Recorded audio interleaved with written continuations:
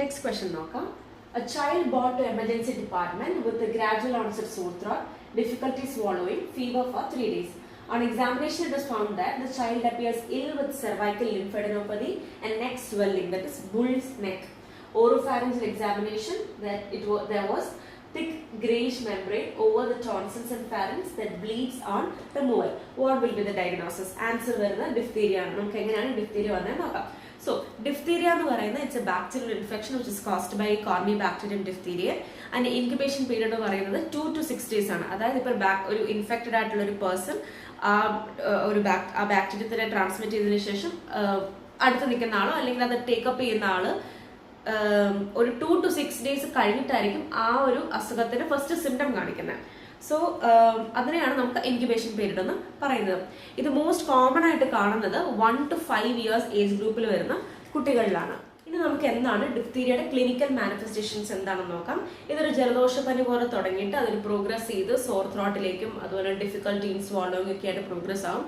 ഇതിന്റെ ഒരു hallmark sign ഇതാണ്: the presence of thick grayish to white membrane over tonsils and pharynx that bleeds on removal.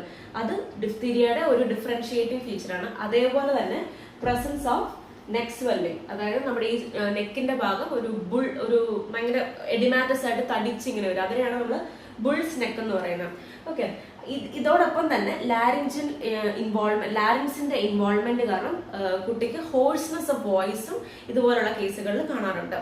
So ഇതൊക്കെയാണ് ഇതിന്റെ main clinical manifestations. ഡിഫ്തീരിയയെ കുറിച്ച് പഠിക്കുമ്പോൾ നമ്മൾ കേൾക്കുന്ന ഒരു ടേം ആണ് ഈ ഷിക് ടെസ്റ്റ് എന്ന് പറയുന്നത്.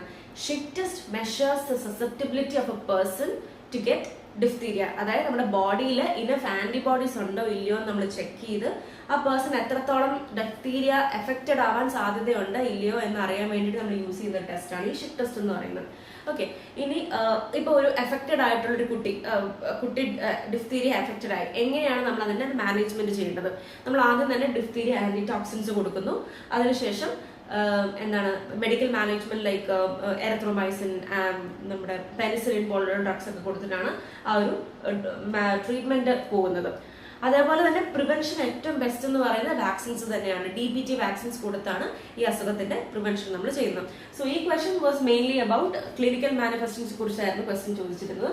അപ്പം ഈ thick greyish membrane over tonsils and pharynx, അതുപോലെ തന്നെ neck swelling, hoarseness of voice ഒക്കെയാണ് മെയിൻ ആയിട്ട് ക്ലിനിക്കൽ മാനിഫെസ്റ്റേഷൻസ് ഓഫ് ഡിഫ്തീരിയയിൽ ഓർത്തിരിക്കേണ്ട കാര്യങ്ങൾ. Thank U.